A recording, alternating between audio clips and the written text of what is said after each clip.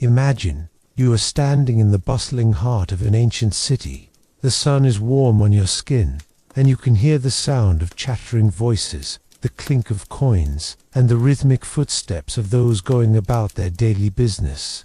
You've traveled back in time to the lost city of Pompeii, a city caught in a moment of peaceful daily life, only to be silenced by the eruption of Mount Vesuvius. Picture the narrow cobblestone streets stretching out before you, lined with brightly painted villas, shops brimming with goods, and people laughing, bargaining, and living life as it was meant to be. It's a city that thrived under the rule of the Roman Empire, where luxury met practicality, where wealth and poverty coexisted, and where people experienced the full spectrum of human life, from the simplest pleasures to the most tragic ends. Now, you are a silent observer. The calm is broken only by the sound of your footsteps echoing through the ruins of this ancient place. From the opulent villas of the wealthy to the humble homes of the working class, you are about to witness the splendor and simplicity of Pompeii before its sudden demise. Take a moment to reflect on this vibrant civilization, where people's lives, loves, and hopes were suddenly halted, frozen in time by the devastating eruption of Mount Vesuvius in the year 79 CE. As you journey through Pompeii, imagine yourself in a world where time has come to a stop. Allow the gentle rhythm of the city's past to lull you into a state of peaceful contemplation. Welcome to Pompeii, city of daily life, luxury, and untimely death. Part 1. The Lost City of Pompeii. A day in the sun casting a gentle warmth across your skin, the soft breeze carrying the earthy scent of the Mediterranean air. You find yourself standing at the threshold of an ancient world, the streets of Pompeii stretching out before you in all their bustling, vibrant life. The year is around 79 CE, and the city you are about to explore is not the ruin it is today, but a thriving, busy Roman settlement full of life, culture, and stories untold. You take a slow step forward, the smooth stone of the road beneath your sandals clicking softly, and you enter the main street. The cobblestones are worn by centuries of footsteps, but they still maintain the solidity that has carried so many before you. To your right, you see a collection of small shops, each with its own character and offerings.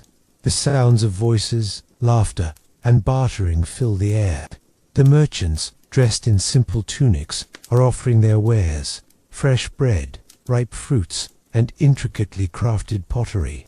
There's a spice merchant whose booth bursts with an exotic fragrance, a mix of cinnamon, cumin, and saffron, their bright yellow powders catching the sun's light. In the distance, the sounds of a blacksmith's hammer striking metal rhythmically echoed through the street. Pompeii is a city of contrasts. Its streets hum with the energy of daily life, yet you can sense the elegance that permeates even the most ordinary of moments. The people here are neither kings nor paupers, though. As in all societies, there are clear distinctions between the classes. The patricians, or wealthy citizens, live in grand domes, luxurious homes adorned with intricate frescoes and lush gardens. The working classes, by contrast, inhabit simpler homes, compact and functional, yet no less vital to the daily rhythm of this Roman city. As you stroll, you notice the magnificent villas lining the streets. Some have facades painted in bright colors, depicting gods and mythological scenes that seem to come to life on the walls.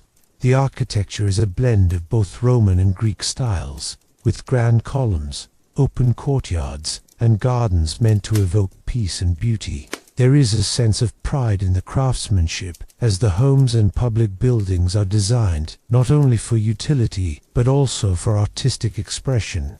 One of the most striking features of Pompeii is its attention to aesthetics. The city is dotted with public fountains, where cool water runs from sculpted marble heads of gods and nymphs.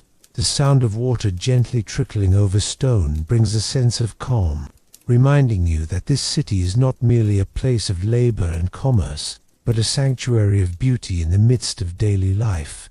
You wander through the streets, catching glimpses of the inhabitants as they go about their day. In one corner, a group of women are gathering water from a public fountain, their tunics flowing in the breeze. They chat and laugh, exchanging gossip and stories. In another corner, a merchant offers his wares a basket of figs, still warm from the sun. The fruit, ripe and bursting with color, is a symbol of the fertility of the land around Pompeii. As you continue down the road, you reach the heart of the city, the Forum. This vast, open space is the center of Pompeii's social, political, and commercial life. The Forum is lined with grand columns and statues of the gods. The emperors and great generals stand proudly in niches. The center of the Forum is dominated by a large rectangular space where citizens gather to discuss matters of business, politics, and religion. Here, you see the senators and magistrates dressed in fine white togas, gathering in heated debate. Their words are measured and full of authority, and you can sense the power they wield, even in the hum of everyday conversation. To the side of the Forum, there are rows of market stalls selling goods from across the Roman Empire. You see exotic items from Egypt, spices from the Far East, and textiles from the northern provinces. A bustling energy fills the air as the citizens of Pompeii trade, barter, and exchange news from faraway places. You hear the rattle of coins, the clink of pottery being sold, and the calls of vendors trying to attract the attention of potential customers. The streets of Pompeii aren't just spaces for commerce, they are the lifeblood of the city. Everywhere you look, you see people young and old, rich and poor, moving through this living, breathing urban center. Children play in the streets, their high-pitched laughter ringing out as they chase each other. Women stand at the entrances of their homes, chatting with neighbors or watching the activities in the streets. Men come and go from the baths, their bodies slick with oil, preparing for the social gatherings of the evening. The day seems to move slowly in Pompeii, and yet there is a sense of urgency to it. People are always working, always preparing for something, a feast, a festival, or the next day's needs. There is a rhythm to the city that mirrors the ebb and flow of the tides. Life moves with purpose, and each person has a role to play in the city's intricate web. As you walk through Pompeii, you can't help but notice the beauty that surrounds you. It's not just in the grand villas or the statues in the Forum, but in the little details, the flowers that spill over the sides of private gardens, the delicate frescoes painted on the walls of homes, the way the sunlight dapples through the leaves of trees in public parks. It's clear that the people of Pompeii valued beauty in all things, whether in their homes, their clothing, or the food they ate.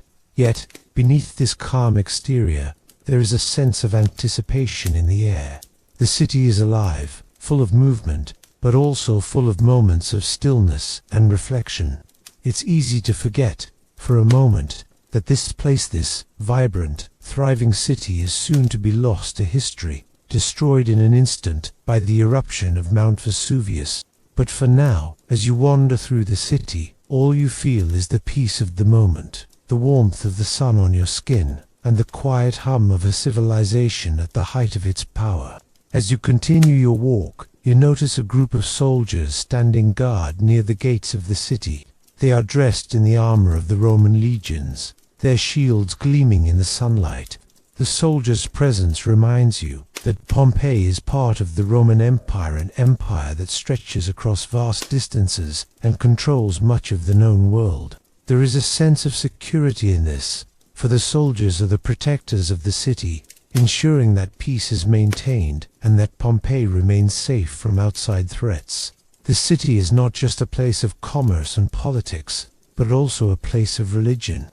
In the distance, you can see the Temple of Jupiter, its massive columns towering over the city. The temple is a symbol of the city's devotion to the gods, and it is a place where citizens come to offer prayers, make sacrifices, and seek guidance. Religion is an integral part of life in Pompeii, and you can feel its presence in the air, as palpable as the sunlight itself.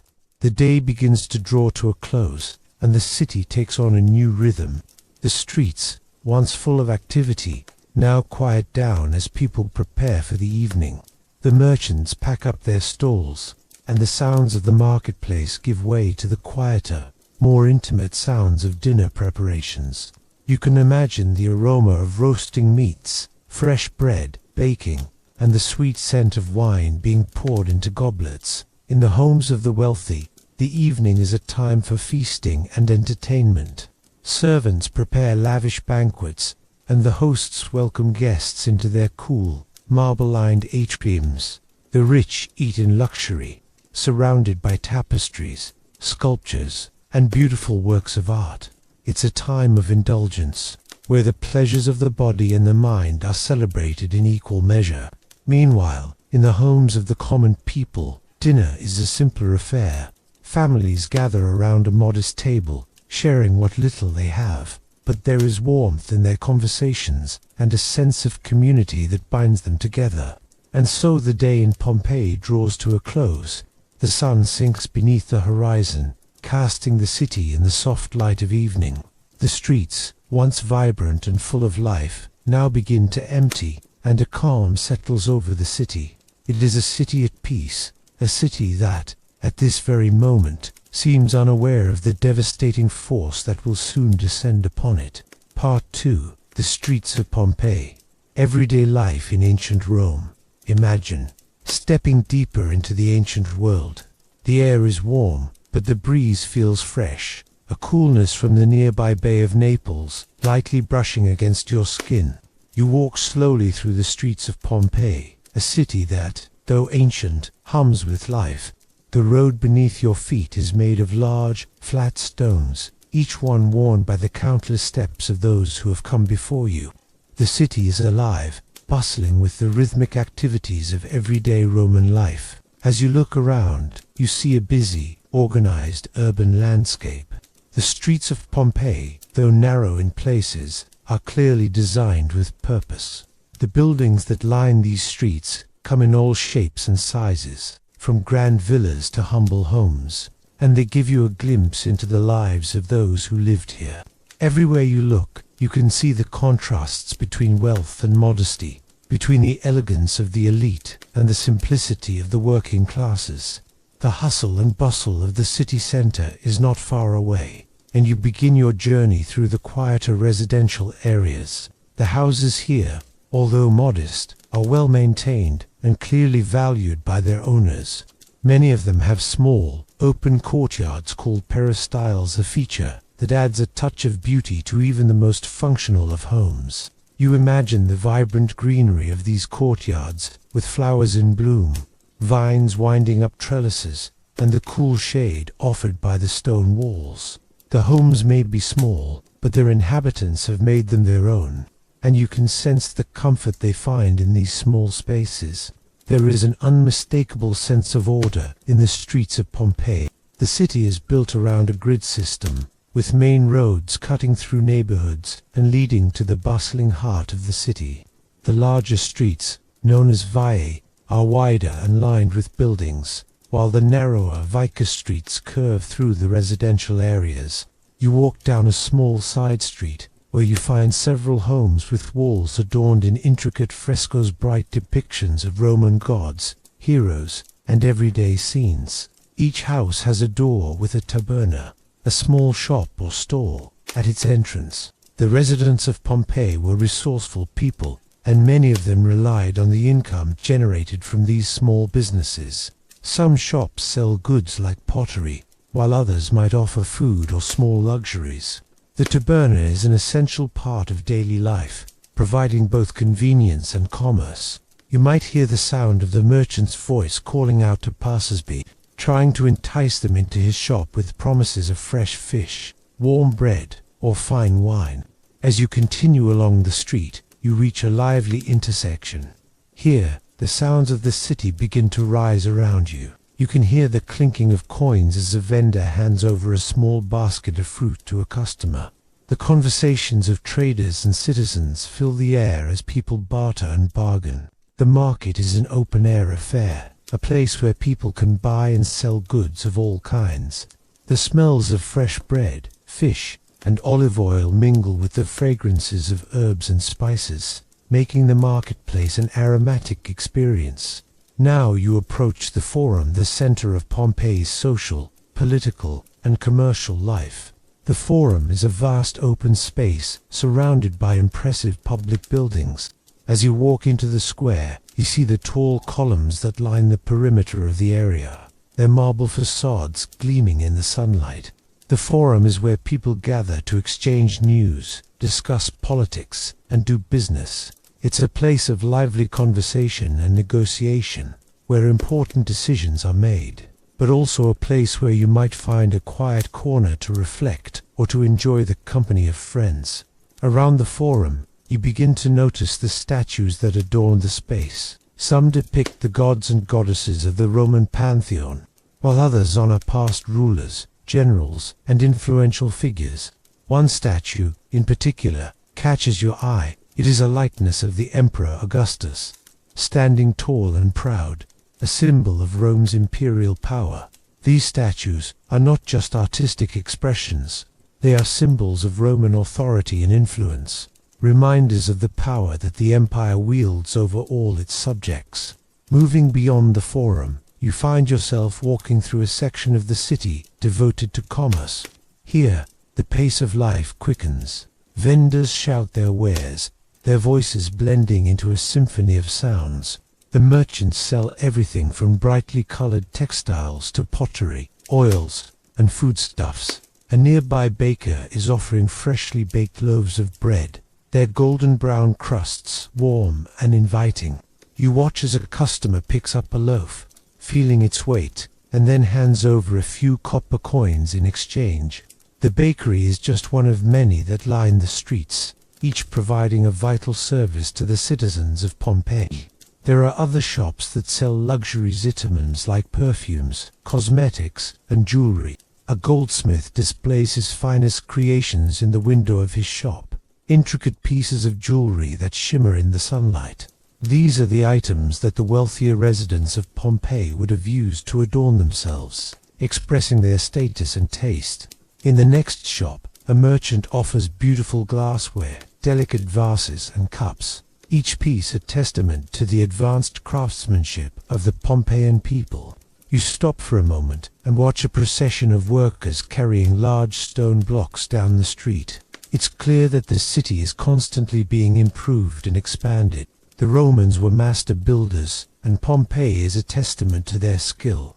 You can see the construction of a new building underway, perhaps another grand villa, or even a public bathhouse, which will offer the citizens a place to relax, socialize, and cleanse themselves. The workmen labor diligently, their muscles straining as they move the heavy blocks into place. Their hard work ensures that Pompeii will continue to thrive for years to come. As you walk further into the city, you come across a group of children playing in the street. They are laughing and chasing one another, their bare feet kicking up dust as they run. The joy of their play is contagious, and for a moment you are reminded that despite the grand architecture, the wealth, and the political power of Pompeii, the lives of its citizens are filled with the simple pleasures of childhood. The children are free to run, to laugh, to explore the world around them without a care in the world. Nearby, an elderly couple sits on the steps of their home, watching the world go by. Their faces are weathered, but their eyes are kind. The couple exchanges a few quiet words as they enjoy the warmth of the afternoon. Their home is modest, but it is filled with the comforts of a life well lived. A soft blanket, a small table with cups of water, and the companionship of a life partner. Their presence reminds you that Pompeii is not just a place of grand buildings and bustling streets. It is also a place where ordinary people live and grow, share moments of peace, and pass on stories from one generation to the next. As you continue to wander through the streets, you are struck by how much life there is in Pompeii. It is a city that thrives on community, on trade, and on the exchange of ideas. It is a place where people from all walks of life, slaves, free men, patricians, and plebeians mix and interact, where cultures from across the Roman Empire converge. And yet, despite the city's wealth, There is a sense of intimacy here. The narrow streets, the small homes, the busy marketplaces, all of these things create a feeling of closeness, of connectedness, that is hard to find in the sprawling cities of today. And then, as the day begins to shift, the streets start to quiet down. The sun begins to sink lower in the sky, casting long shadows across the city. The merchants begin to pack up their goods, and the sounds of commerce begin to fade away. The workers return home, and the streets, once filled with the noise of bargaining and conversation, now seem to hold a peaceful silence. In the distance, you hear the faint sound of music, perhaps a group of musicians playing in a nearby villa, or the soft strumming of a lyre as someone relaxes after a long day of work. The evening air is cooler now, and the streets are quieter. This is the time for reflection, for family, and for rest. As night falls, the city of Pompeii begins to settle into a peaceful rhythm. The lamps are lit, casting a soft flickering light on the walls of the houses. In the homes of the wealthy, servants prepare for dinner, setting the table with fine dishes and silverware. For others, dinner is a simpler affair, perhaps a humble meal of bread, cheese, and olives. Yet, in every home, there is a sense of peace, a sense of belonging, and the promise of another day to come. Part 3. The Roman Baths. Relaxation, ritual, and social life. Imagine walking through the grand entrance of a Roman bathhouse, the air warm and thick with steam, a soft mist rising from the pools of water that shimmer in the low light. The sounds of soft chatter, the gentle splash of water, and the soothing sound of water pouring from fountains fill the space. This is not merely a place to cleanse the body, but to refresh the mind, connect with friends, and indulge in the daily rituals that had been a cornerstone of Roman life for centuries. Welcome to the Thermae, the Roman Baths. You step inside, and the atmosphere is a world away from the busy streets of Pompeii. The sounds of the bustling city seem to fade, replaced by the serene warmth of the bathhouse. The building itself is an architectural marvel, with soaring vaulted ceilings, intricate mosaics on the floors, and marble pillars lining the walls. The soft glow of oil lamps flickers on the edges of the pool, casting gentle shadows and creating an atmosphere of quiet luxury. At the center of the Thermae lies the caldarium, a hot bath designed to raise the body temperature and open the pores. The water is heated by an advanced system of furnaces and flues beneath the floors, a testament to Roman engineering. The heat from the water seeps into your skin, loosening tight muscles, calming your mind, and preparing you for the ritualistic stages of the bath. The steam fills the air, mixing with the fragrance of oils and perfumes that linger on the surface of the water. You sink into the water, letting the heat wash over you. It's a moment of respite, an opportunity to unwind after a long day's work. The Romans understood the importance of balance in life, and the bathhouse was an essential part of that balance. It was not just a place of physical cleansing, but a space for relaxation, socializing, and intellectual conversation. As you move through the bathhouse, you notice others, men and women, rich and poor, slaves and free citizens, engaged in their own forms of relaxation. Some are reclining on the benches, resting and chatting in small groups. Others are submerged in the warm waters of the caldarium, their faces serene as they enjoy the quiet comfort of the bath. You hear fragments of conversation, discussions of politics, philosophy, gossip about the day's events, and even business deals being struck. The baths were not only a place for personal relaxation, but also a hub for social interaction, where people came together to share stories, ideas, and news. In one corner of the bathhouse, a group of men is engaged in a light-hearted game of pila, a ball game similar to modern-day handball. The sound of the ball bouncing against the walls adds a playful energy to the otherwise tranquil atmosphere. It's clear that the bathhouse is a place where people can both relax and engage in physical activity, creating a balance between work and leisure.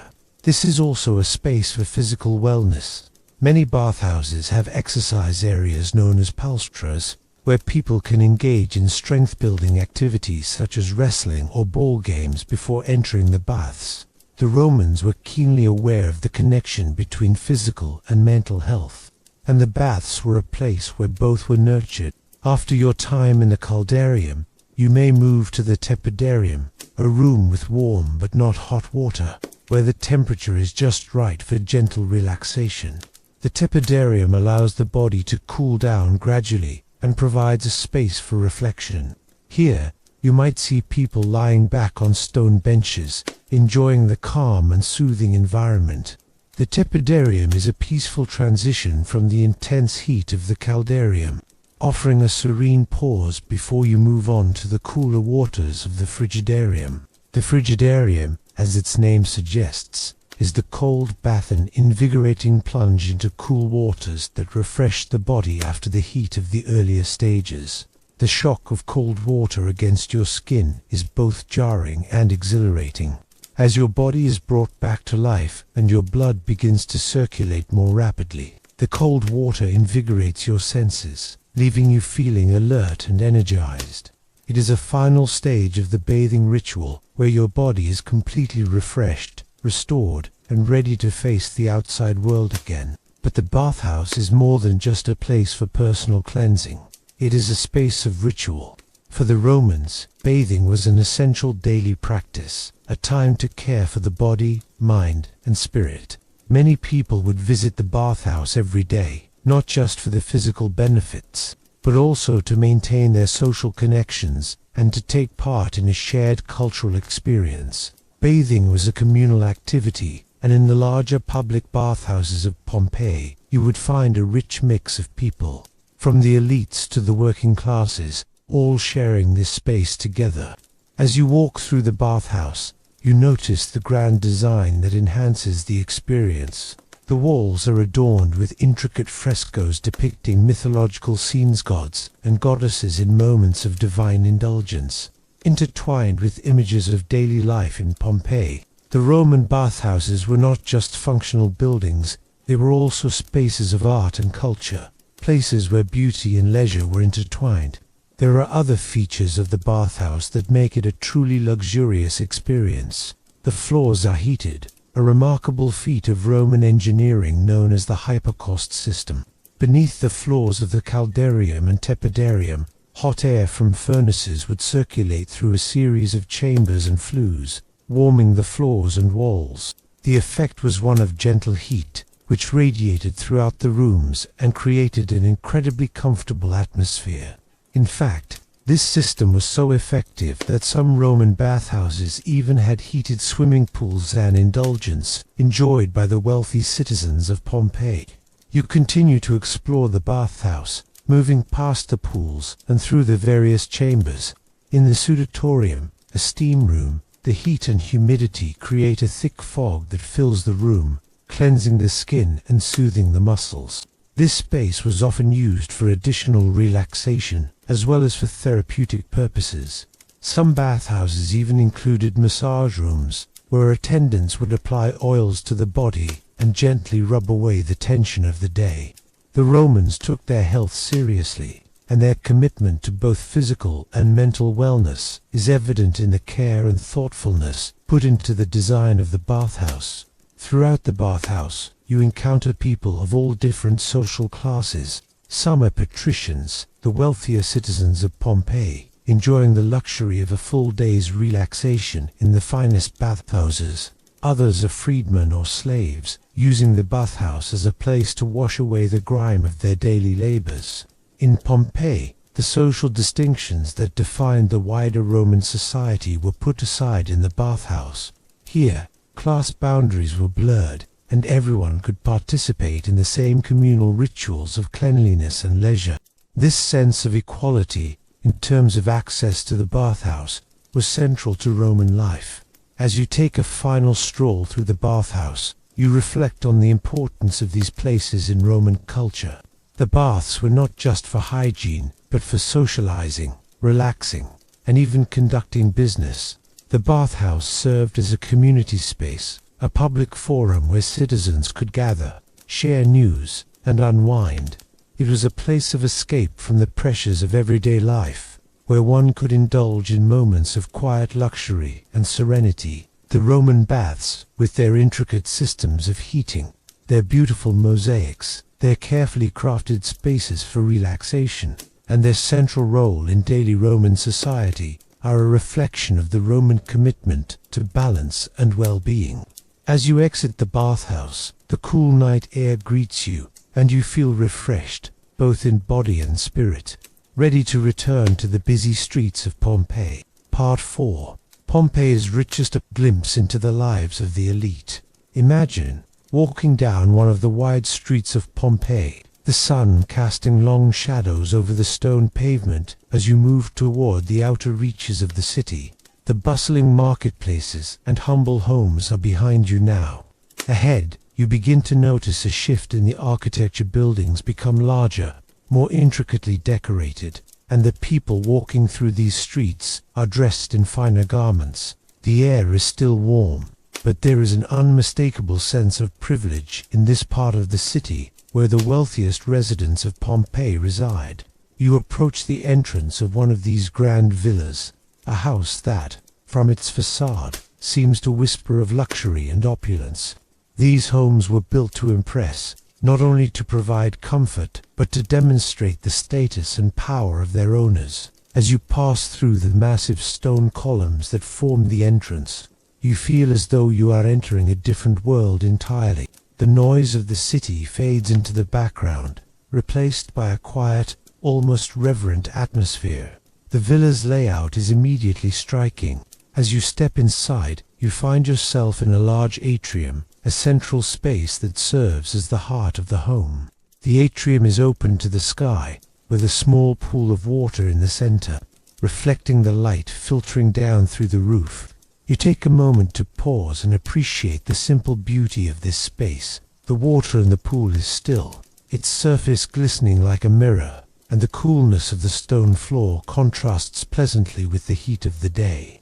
Around the perimeter of the atrium, you notice several tablinum rooms, where the family might conduct business, entertain guests, or relax in private. The walls of these rooms are decorated with intricate frescoes, vivid depictions of mythological tales, battles, and scenes from daily life.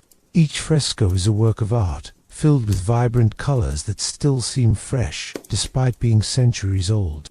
The artistry of these paintings reflects not just the wealth of the family, but also their education and appreciation of culture. The floor beneath your feet is made of luxurious mosaics, tile carefully placed to form intricate patterns that seem to dance in the light.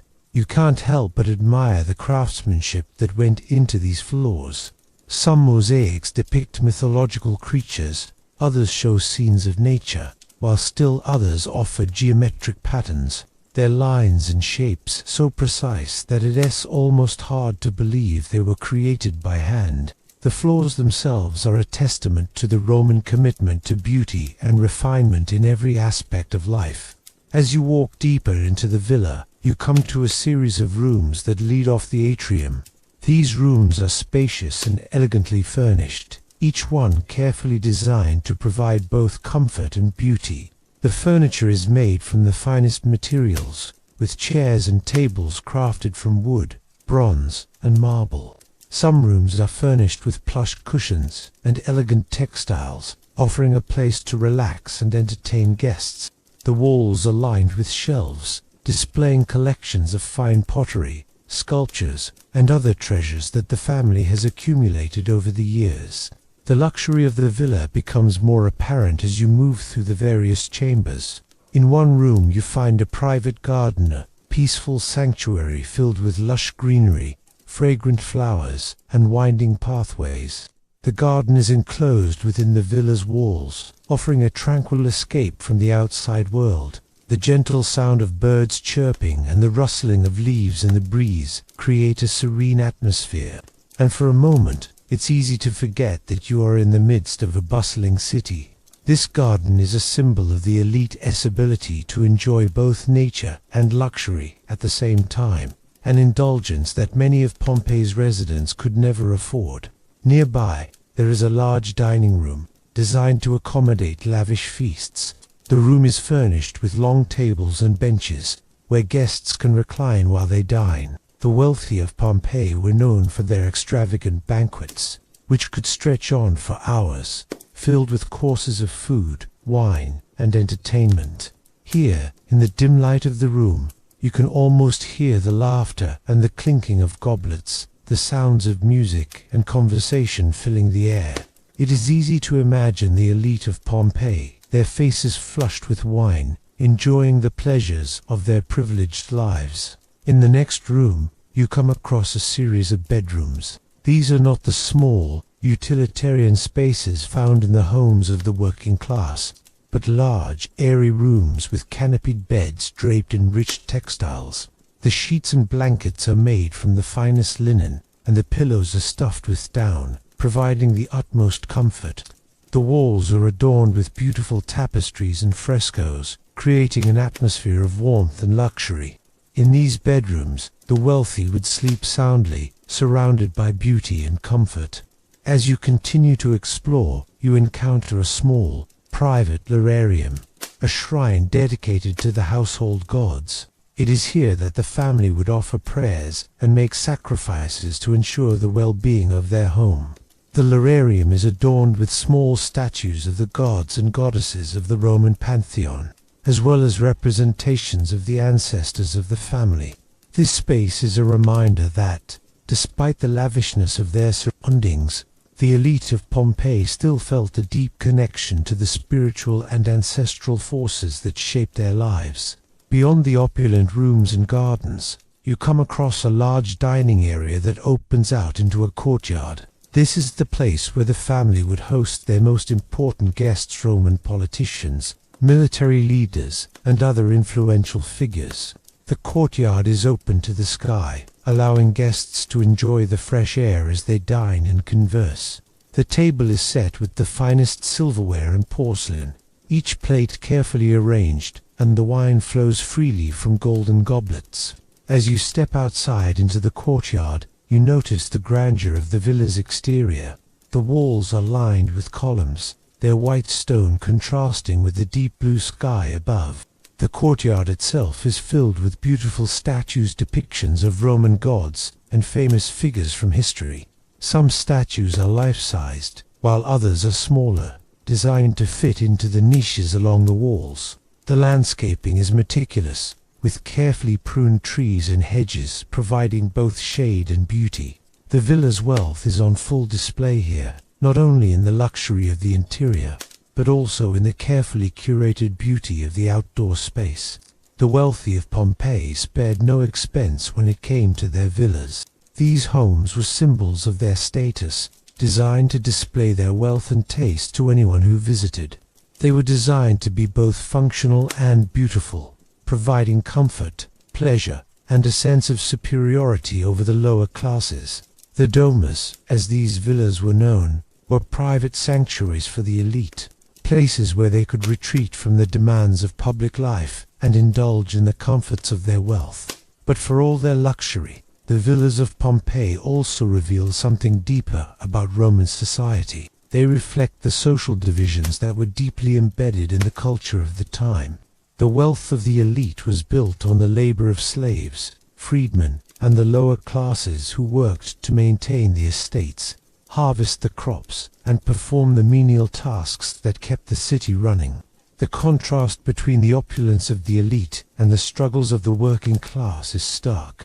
While the wealthy enjoyed lavish meals, fine wines, and comfortable surroundings, many of the poorer citizens of Pompeii lived in small, cramped homes with minimal comforts. As you stand in the courtyard of the villa, surrounded by its grandeur, you are reminded that this wealth came at a cost. The elite of Pompeii lived lives of indulgence and luxury, but their opulence was built on the backs of others. In the grand villas of the rich, we see not only the power and wealth of the Roman elite, but also the profound inequalities that defined the city's social structure. The villas, with their stunning architecture, fine decorations, and luxurious furnishings, offer a glimpse into a world of privilege and excess. but they also serve as a reminder of the disparities that existed in Pompeii. The beauty of these homes lies not just in their grandeur, but in the way they reflect the social dynamics of Roman society where power, wealth, and status were intricately woven into the fabric of daily life. Part 5. Pompeii Streets. Everyday life of the common citizen. Imagine walking down a narrow street, the sun beating down on the stone pavement beneath your feet. The air is thick with the smell of fresh bread, spices, and the sound of children laughing. The streets of Pompeii are alive with activity. People are moving from one place to another, going about their daily tasks, and the rhythm of life pulses in the cobbled streets around you. The common people of Pompeii, the plebeians, freedmen, and slaves, make up the heart of the city. Their lives are marked by routine, simplicity, and hard work. Yet they possess a resilience and energy that infuse the city's streets with vibrancy. The contrast between their lives and the wealth of the elite is apparent. But in the daily bustle of the city, the lower classes play an equally important role in shaping the pulse of Pompeii. You walk along the Via della Bandanza, one of the main streets of Pompeii. It's a bustling thoroughfare, wide enough to allow the passage of carts loaded with goods. The road is lined with shops, homes, and small businesses, each one offering a glimpse into the varied lives of the city's working citizens. As you pass by a bakery, the smell of freshly baked bread rises from the open doorway, enticing you with the warmth of the oven and the promise of sustenance. The bakery is small, but it's clearly a popular stop for the locals. Inside, you see the baker's apprentice working diligently, kneading dough and shaping loaves, while the baker himself manages the oven, his face glistening with sweat. Further down the street, you pass a small taberna, a kind of street-side tavern, where workers and tradespeople gather after a long day's labor. The door is wide open, allowing the chatter and laughter to spill into the street. Inside, the air is thick with the scent of wine and food, and the sounds of clinking glasses and animated conversation create a lively atmosphere. People sit on simple wooden benches, drinking and discussing the events of the day, sharing stories of their work, their families, and the news from the wider world. You stop for a moment to observe the dynamics of the street. Children run past you, their laughter ringing in the air, playing games with makeshift toys or chasing each other between the legs of busy adults.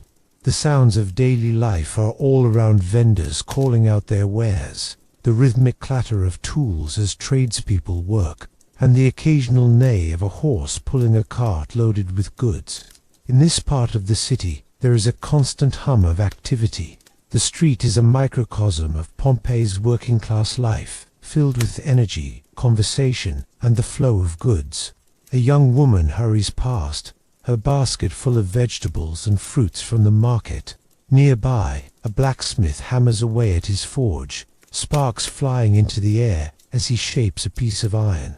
The culinette, the kitchen of Pompeii, is never far from the minds of the people, and the food markets are filled with an array of fresh produce, meats and fish, reflecting the city's status as an important trading hub in the Roman Empire. As you continued to wander through the streets, you noticed the different trades that fill the city. There are potters shaping clay, sculptors carving statues, and weavers working at their looms, producing textiles for the local market and for export.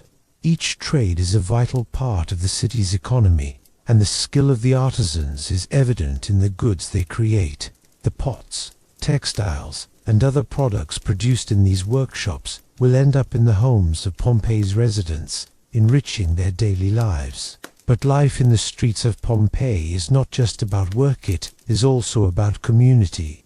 The social fabric of the city is woven together by shared experiences, daily routines, and the interactions that occur in public spaces. The forums, markets, and street corners are the meeting places for people of all walks of life. Here, in the midst of their work, people exchange news, gossip, and ideas. The merchants and tradespeople of Pompeii might not have the wealth of the elite, But they have something equally important, the sense of belonging and connection to the city's vibrant social life. One of the most striking aspects of Pompeii's streets is the way in which the city is designed to cater to its working citizens. The narrow streets are lined with small shops and workshops that spill out into the public space, creating a seamless transition between the private and public spheres. People live above their shops, and the boundaries between work and home are often blurred. The doorways of the homes open directly onto the streets, and the passage of people, goods, and carts is a constant feature of everyday life. You pass a group of men standing outside a Foreca public latrine. These communal toilets are a common feature in Pompeii, and they provide a place for the people to attend to their most basic needs. They are simple structures, but they serve an important social function, as they offer a space for people to come together and engage in conversation. It is a reminder that even the most mundane aspects of life in Pompeii were shared experiences, woven into the fabric of the city. The people who live and work in Pompeii's streets are at the heart of the city's economy. They are the builders, the farmers, the laborers, the merchants, and the artisans who keep the city functioning. Without them, there would be no Pompeii, and yet their lives are often overshadowed by the grandeur of the elite. The wealthy citizens of Pompeii may have the lavish villas, the fine clothes, and the luxurious feasts, but it is the common people who give the city its energy and life. As you walk deeper into the streets, you notice a group of workers setting up scaffolding in front of a house. The structure is being renovated or expanded, and the laborers are busy cutting stone, hauling materials, and working together to complete the project. In the background, you hear the rhythmic thudding of hammers and the sharp scrape of chisels as the craftsmen shape the stone. It is hard work, but it is work that supports the life of the city. The homes of the wealthy are built and maintained by people like these, and without their labor, the elite would not have the luxury of their grand villas.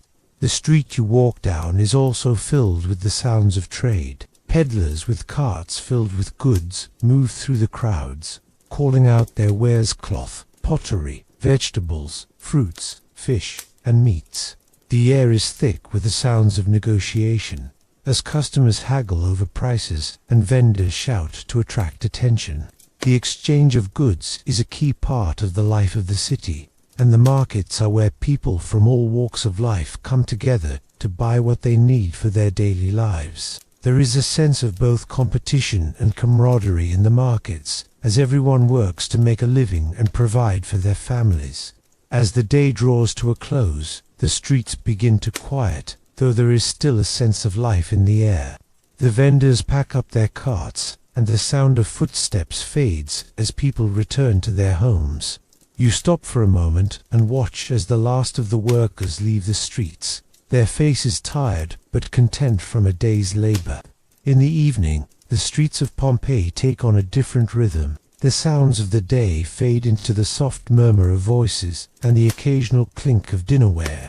The lights of oil lamps flicker in the windows of the houses, casting a warm glow on the stone streets. Life in Pompeii streets is not just about work. It is also about home and family, about shared meals and the quiet moments that follow a day's toil. The everyday life of the common citizens of Pompeii may seem simple, but it is rich with meaning and importance. The people who lived here, from the bakers and blacksmiths to the merchants and laborers, were the backbone of the city. Their work made Pompeii function, and their daily routines gave the city its rhythm. As you reflect on your walk through these streets, you are reminded that the greatness of Pompeii was not just in its grand villas and temples, but in the daily lives of its people, their labor, their relationships, and the quiet beauty of their everyday existence. Part 6. Pompeii's public baths, rituals of cleansing and socializing. Imagine stepping through a grand doorway, the coolness of the air inside contrasting sharply with the warmth of the sun outside. You are entering one of Pompeii's public baths, a place where the rhythm of life slows, and the bustle of the city seems to fade into the background. The sound of water splashing against stone echoes through the corridors. mingling with the soft murmurs of conversation and the distant hum of activity. The baths are much more than places of hygiene, they are sanctuaries of relaxation, social gathering, and personal care, woven into the very fabric of Roman culture. The public bathhouse in Pompeii was a hub of communal life, offering a space where people of all social classes could come together to cleanse both their bodies and their minds. It was a place of respite from the heat of the day, a place where the citizens of Pompeii could relax, unwind, and engage in conversation. The ritual of bathing was not merely a functional task. It was a deeply ingrained part of Roman society, a daily activity that offered both physical and social benefits. As you step further into the bathhouse, you find yourself in a large, open hall. The air is thick with steam, and the warm humidity wraps around you like a comforting embrace. You can hear the rhythmic sound of water being poured, the low murmur of conversation, and the occasional laughter of people enjoying their time in the baths. The floors are made of smooth stone, worn by the countless feet that have passed through this space over the years. The walls are adorned with intricate mosaics and frescoes, depicting scenes of Roman life and mythology. Even in a place as functional as the bathhouse, the Romans insisted on beauty and art, reflecting their belief that aesthetics were an essential part of daily life. The termi, or public baths, were more than just a place to wash away the day's grime. They were a sanctuary for the body and mind.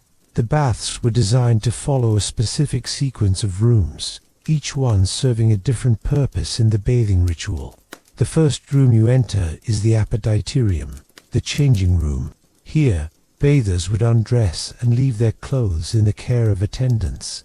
The space is filled with lockers and benches, where people would prepare for the cleansing process. The air is dry and warm, a stark contrast to the humid, steamy rooms that lie ahead.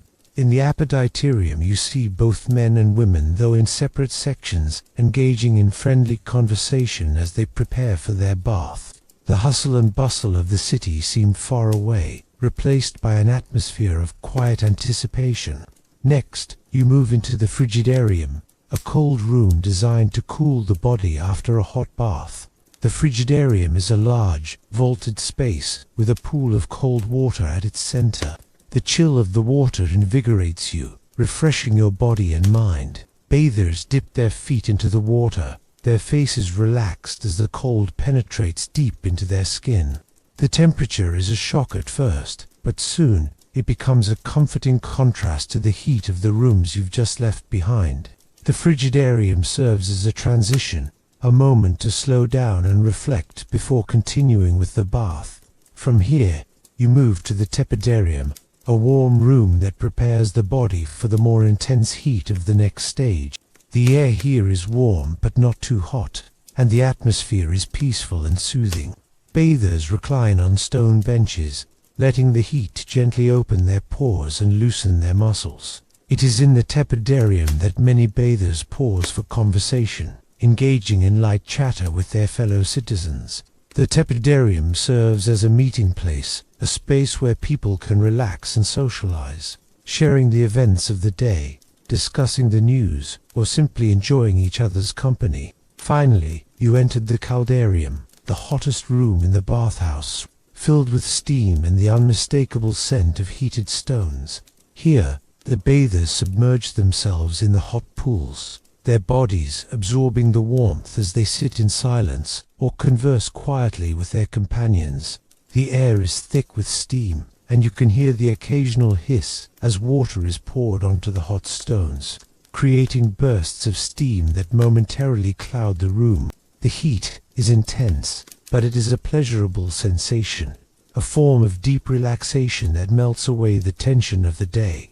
The caldarium is the centerpiece of the bathhouse, the place where the bathing ritual reaches its peak. As you sit in the caldarium, you become aware of the many different people around you. Men and women from all walks of life come to the baths, slaves and freedmen, merchants and laborers, even the occasional elite. In Pompeii, as in other Roman cities, the public baths were places of social equality. Here, The rigid social classes that defined life in the rest of the city melted away, replaced by a sense of camaraderie and shared experience. In the baths, it didn't matter whether you were wealthy or poor, you were all there for the same purpose: to cleanse your body, relax your mind, and enjoy the simple pleasures of life. After spending time in the caldarium, many bathers would move to the laconicum, a dry, sweating room where the heat was intense but the air was dry. This room allowed the body to sweat out impurities, further purifying both body and mind. Bathers would often spend a short time in the laconicum before returning to the cooler rooms to refresh and rejuvenate. While the baths were primarily places for physical cleansing, they also had a strong social function. In the tepidarium and frigidarium, bathers would engage in lively conversation, discussing the affairs of the day, exchanging gossip, or making business deals. The bathhouses were a melting pot of social interaction, where people from different classes and professions came together in a shared space. The baths also served as a place for men to gather and discuss politics, philosophy, and the news of the day. In this sense, the public baths were not just a place of relaxation, but a crucial part of the social fabric of Pompeii. After finishing their bath, people would exit the hot and steamy rooms and make their way to the unctorium, where attendants would anoint their bodies with oils and perfumes. This final stage of the ritual was a luxurious way to finish the bath, leaving the skin soft and fragrant. The oil massages were not only a form of personal care, but also a way to relax and indulge in the luxury of the experience. For the wealthy citizens of Pompeii, the application of oils and perfumes was an opportunity to display their status, using the finest scents and ointments. For the working-class citizens, it was a chance to indulge in a moment of personal care and relaxation after the demands of a long day. The public baths were not just about hygiene, they were a vital part of Pompeii's social fabric. They provided a space where people could connect, relax, and take part in one of the most important rituals of Roman life. The experience of bathing was both physical and cultural, offering people the opportunity to cleanse their bodies, socialize, and engage in the rhythms of daily life. For many, the baths were a respite from the stresses of the outside world, a chance to take a moment for oneself in the midst of a busy and often difficult existence. As the day comes to a close, the bathhouse begins to empty, and the sounds of the city slowly return. The bathers leave, their bodies cleansed, their minds relaxed, and their spirits soothed. You pause for a moment before leaving the bathhouse, taking in the calm, reflective atmosphere that lingers in the air. The baths of Pompeii, with their blend of practicality and pleasure, serve as a reminder of the Roman commitment to both physical and social well-being. They are places of cleansing, relaxation, and connection, symbols of a culture that valued both the body and the mind. Part 7. Pompeii's temples and religion, gods, rituals, and beliefs. Imagine stepping into the heart of Pompeii's religious life. As you walk through the city's temples, the air feels different, calmer, reverent, filled with an aura of sanctity. The temples, with their grand columns and intricate altars, stand as silent witnesses to centuries of worship and devotion.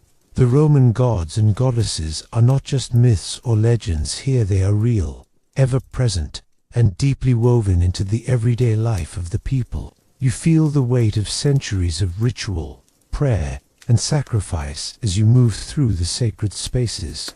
In Pompeii, religion was far more than an abstract set of beliefs. It was a central part of daily existence. The gods were believed to influence everything from personal success and family life to the city's prosperity and protection. The temples scattered throughout the city are testaments to the importance of religion in the lives of its inhabitants. These structures were not just places of worship, they were symbols of the power and presence of the divine in every aspect of life. You find yourself in front of one of Pompeii's most famous temples, the Temple of Apollo. It stands tall, with its graceful columns rising toward the sky, a symbol of the power and beauty of the gods. The temple is surrounded by a large courtyard, where priests and worshippers gather to perform their rituals. As you step into the open space, you notice the meticulous care with which the temple is maintained. The floors are smooth and polished, the walls adorned with frescoes depicting scenes from Roman mythology. At the center of the temple is a grand altar, where sacrifices are made to Apollo, the god of the sun, music, and prophecy. The air is thick with the scent of incense, the flickering of oil lamps casting dancing shadows across the stone walls. Apollo was just one of many gods worshipped in Pompeii, and each temple was dedicated to a specific deity, reflecting the diversity of Roman religious practices. The people of Pompeii believed that by honoring these gods, they could secure favor and protection for themselves and their city. The rituals performed in the temples were not just acts of devotion. They were seen as a way to maintain harmony between the mortal world and the divine. As you continue to wander through the city, you come across the temple of Jupiter, the king of the gods. The temple is grander than Apollo's, with massive, imposing columns that seem to reach for the heavens. Jupiter was revered as the protector of the city and the guardian of Roman law and justice. His temple is a place of solemnity, a space where the citizens of Pompeii would come to seek guidance and protection. Here, the priests would conduct elaborate rituals, offering sacrifices to appease Jupiter and ensure his favor. The sacrifices often included animals, goats, pigs, or even bulls whose blood would be spilled on the altar as a sign of reverence and gratitude. Jupiter's temple was not just a place for public worship. It was also a symbol of Roman power and authority. The temple stood as a reminder of the might of the Roman Empire and the divine right of the emperor. Worship of Jupiter, as well as other major deities, was tied closely to the political structure of the city. The emperors, who were often deified after their deaths, were seen as the earthly representatives of the gods. The people of Pompeii were, in a sense, bound to the emperor by their religious practices, and the emperor's authority was reinforced through the temples and the rituals performed within them. Further down the street, you arrive at the Temple of Venus, the goddess of love, beauty, and fertility. Venus was another highly revered deity in Pompeii, and her temple stands as a testament to the city's devotion to her. The temple is smaller than those of Apollo and Jupiter, but it is no less important.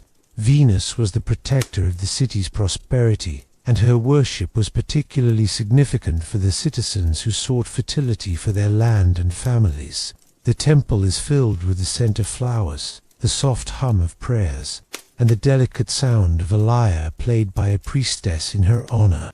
Venus's temple is also a reminder of the importance of family and love in Roman society. The goddess's influence was not limited to romantic love. She also symbolized the love between parents and children, the love that sustained relationships, and the love that kept society together. Pompeii citizens often prayed to Venus for blessings on their marriages and for the fertility of their land and livestock. The rituals held here were more intimate than those in the grander temples, reflecting the personal and familial nature of the goddess's power. As you move deeper into the religious landscape of Pompeii, you encounter the lesser-known temples dedicated to a variety of gods and spirits. There is the Temple of Isis, an Egyptian goddess whose worship had gained popularity in the Roman Empire. The temple dedicated to her is small, but beautifully decorated with Egyptian motifs, and her worshippers, who often included women, believed in the goddess's power to protect and heal.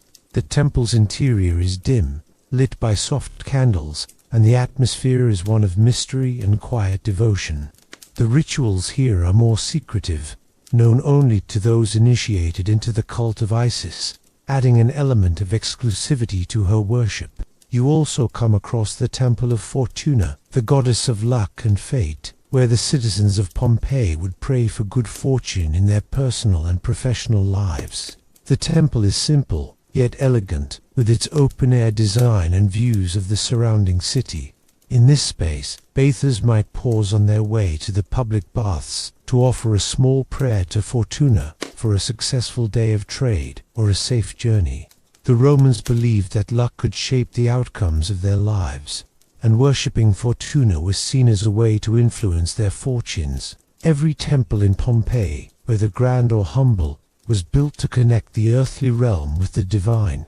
The architectural designs were not just about beauty or utility, they were meant to honor the gods.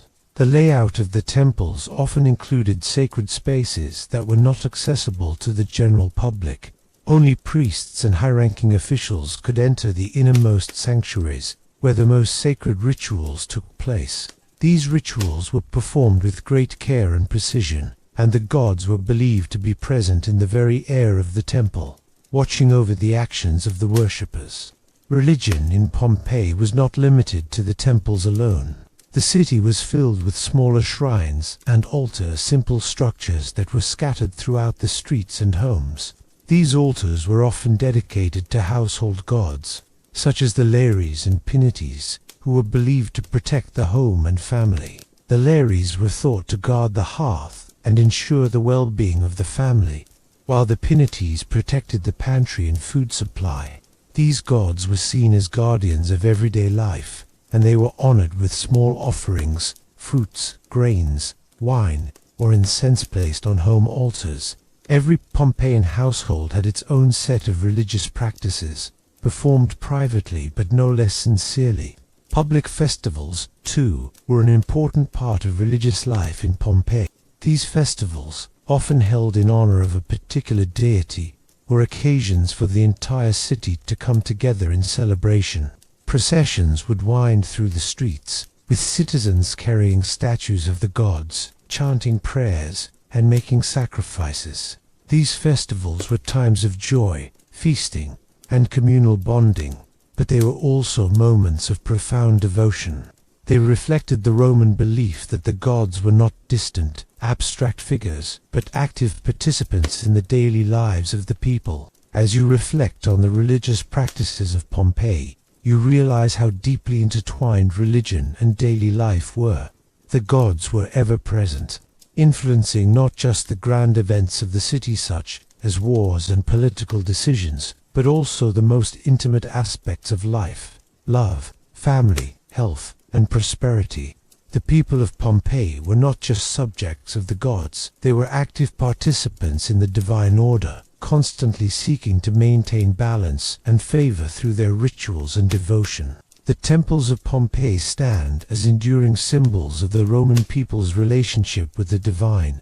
Though the city was tragically buried by the eruption of Mount Vesuvius, the remnants of its temples continue to speak to us across the centuries, offering a glimpse into a world where the sacred and the everyday were inseparable.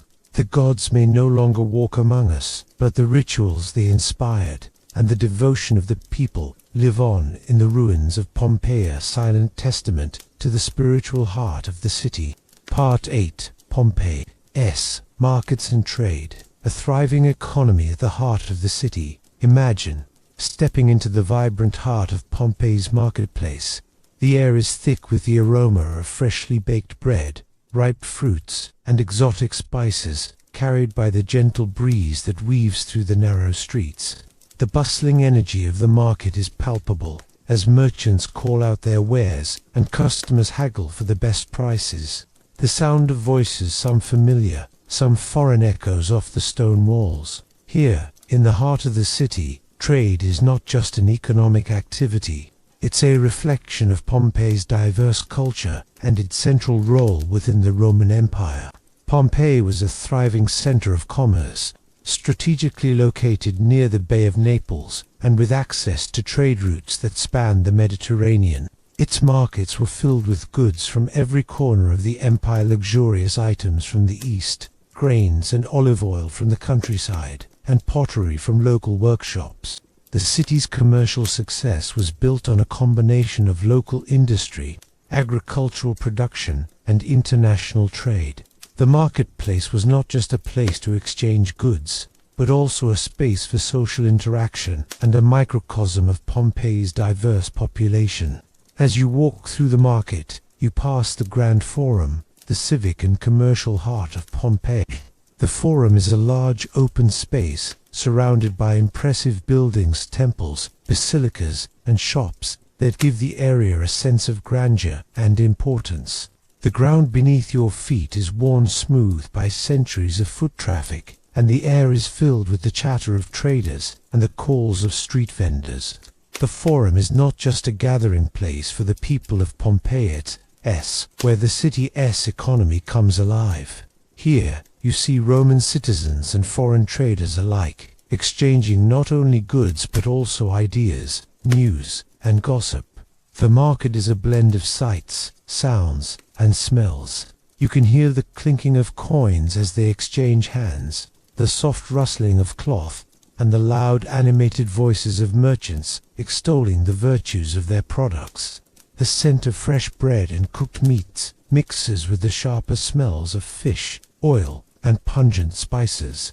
People move in and out of the open-air stalls, negotiating prices and selecting the best goods for their needs. The Macellum, the central market building, stands as a monument to Pompeii's bustling trade. Inside, you find an array of fresh produce, meats, and fish, as well as other essentials like herbs, grains, and dried goods. The market is organized, with various sections dedicated to different types of products. One area is lined with butcher stalls, where the sounds of cleavers chopping into fresh cuts of meat fill the air. Another section is devoted to fishmongers, whose stalls overflow with the day's catch, glistening and fresh from the sea. The markets of Pompeii were not just about buying and selling, they were a central part of the city's social fabric. Here, people from all walks of life come together. Wealthy Roman citizens rub shoulders with slaves, freedmen, and foreigners. The marketplace was a space where social divisions were less apparent, and all were equal in their pursuit of goods. For the wealthy, it was an opportunity to indulge in luxury items from far-flung parts of the empire, exotic spices from the East, fine fabrics from Egypt, and delicate glassware from Syria. For the lower classes, the market was a vital place for acquiring the essentials of daily life: bread, wine, olive oil, and vegetables. The poor often depended on the market for their survival, while the rich viewed it as a place to showcase their wealth and status through the purchasing of rare and expensive goods. As you wander through the various stalls, you notice the diversity of products on offer. In one corner, a merchant sells imported wine, its deep red color reflecting the sunlight that streams through the open-air market. The wine, carefully stored in large clay amphorae, is a luxury item for the wealthy citizens of Pompeii. Roman wine was renowned for its quality, and it was enjoyed by all levels of society, albeit with varying levels of refinement. The more expensive wines were often flavored with spices, honey, or herbs, and were served at lavish banquets in the homes of the elite. In another stall, a man offers woven textiles, brightly colored fabrics that would be fashioned into clothing for the people of Pompeii. The clothes of the wealthy were made of fine wool or linen, dyed with vibrant colors that indicated the wearer's status. These textiles were often imported from the East, where the finest dyes were made. As you move further along the market, you come across a stall selling pottery, beautifully crafted bowls, urns, and drinking cups, many of them adorned with intricate designs. The pottery of Pompeii was famous throughout the Roman world, and many pieces were traded far beyond the city's walls. The pottery produced in Pompeii was functional as well as decorative, used for everything from cooking to drinking to storing food. As the sun rises higher in the sky, the market becomes even more crowded, with more traders arriving to set up their stalls. The flow of goods into Pompeii was constant, as merchants brought in fresh supplies from the countryside and the sea. Pompeii's proximity to the Bay of Naples made it a major hub for the importation of goods, and its bustling markets were a testament to the city's central role in the Roman economy. Traders brought in grain, olive oil, wine, fish, and livestock from the surrounding region, while foreign goods such as glass, spices, and exotic fruits came from far-flung parts of the empire. This influx of goods created a dynamic marketplace, where the exchange of commodities was both a business transaction and a cultural exchange. Through trade, Pompeii was connected to the wider Roman Empire, and its markets reflected the city's position as a cosmopolitan center of commerce. The goods on offer in Pompeii's markets were not just products, they were symbols of the city's wealth and the prosperity of its people. For the wealthy, the market was a place to purchase luxuries and to display their status through the goods they bought. For the poorer citizens, the market was a place of survival, where the most basic necessities could be acquired. Whether for survival or for display, the exchange of goods in the marketplace was central to the functioning of the city. As you look around the stalls, you realize that the market is more than just a place of commerce. It as a reflection of the culture and values of Pompeii itself. Trade was not limited to the goods that passed through the market. Pompeii was a city that relied on the production of a wide variety of items, from foodstuffs to luxury goods. The city's economy was built on both local production and international trade. The fertile land surrounding Pompeii was used to grow a variety of crops, including wheat, barley, grapes, olives, and fruits. These products were essential to the daily lives of the people and formed the backbone of the local economy. Olive oil, for example, was a key commodity in Pompeii, used not only for cooking but also for lighting lamps, as a base for perfumes, and in cosmetics. The city's workshops produced fine pottery, metalwork, and textiles, which were exported to other parts of the empire. Pompeii's glassmakers were renowned for their skill, and their products, delicate glassware and beads, were highly sought after across the Mediterranean. The goods traded in the markets of Pompeii were not just physical objects, they were tied to the broader forces of Roman society. The economy of Pompeii was influenced by the political structure of the empire, as well as by the social divisions within the city. The wealthy elite controlled much of the trade and production, while the working classes, including slaves and freedmen, provided the labor that sustained the economy. Yet, despite these divisions, the marketplace was a place where all could come together, if only briefly, in a shared exchange of goods. As you continue to observe the market, you realize that commerce in Pompeii was not just about trade, but was about connection. The market was a space where the city's diverse population came together, where goods and ideas were exchanged, and where the rhythms of daily life played out in full view. The marketplace was a microcosm of the city itself, a bustling, lively, and ever-changing place where the forces of economy, culture, and society met in a vibrant display of life. With the eruption of Mount Vesuvius, the markets of Pompeii were buried beneath layers of ash and pumice. But the legacy of Pompeii's vibrant commercial life lives on in the ruins that remain. The artifacts and remnants of Pompeii's markets continue to offer insights into the city's economy and the way its people lived. The pottery, tools, and everyday items found in the market area speak to the richness of Pompeii's commercial and cultural life. The remains of the Masalem and other market structures offer a glimpse into the bustling trade that once filled the streets. Pompeii's markets were a vital part of the city's identity, and their legacy continues to be felt today.